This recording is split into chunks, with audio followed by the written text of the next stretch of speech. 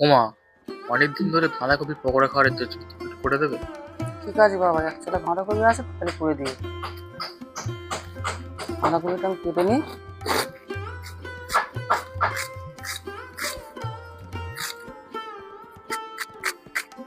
সেরকম একটু করতে পারি না, ছেলেকে খাবার ইচ্ছা হয়েছে, তাই আমি বাঁধাকপিটা আস্তে আস্তে ধুলো ধুলো করে কুচে নিচ্ছি।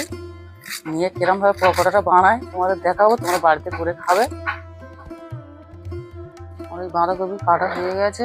এবার আমি বাঁধাকপিটা জল দিয়ে ভালো করে ধুয়ে নেবো। বাড়িতে সেরকম কিছু জোগাড় নেই, তাই আমি সিম্পলভাবেই করছি, তোমরা ভিডিওটা দেখো। এবার আমি কাঁচা লঙ্কাটা কেটে নেবো। কাঁচা লঙ্কাটা দেওয়া হয়ে গেছে, আমি একটু নুন দিয়ে দেবো পরিমাণ মতন, একটু হলুদ দিয়ে দিচ্ছি। আর ছেলে তো লঙ্কার গুঁড়ো খায় না, ডাক্তার খেতে মানা করেছে, ওই জন্য কাঁচা লঙ্কা দিয়ে দিচ্ছি, ওই জন্য লঙ্কার গুঁড়োটা আর দেবো না।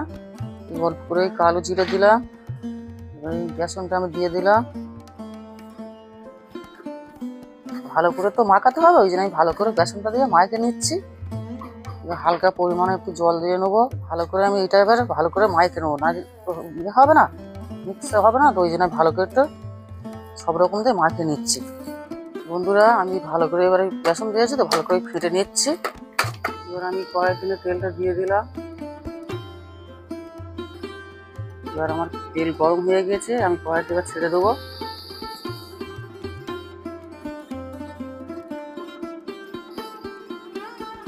কোনোদিন করিনি, প্রথম করছি, কেমন হবে জানি না।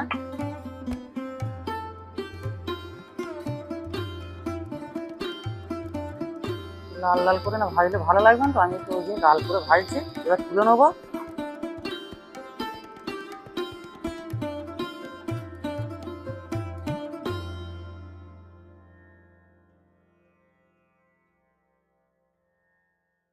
ওই সব ভাজা হয়ে গেছে, আমি সব তুলে নিচ্ছি এবার।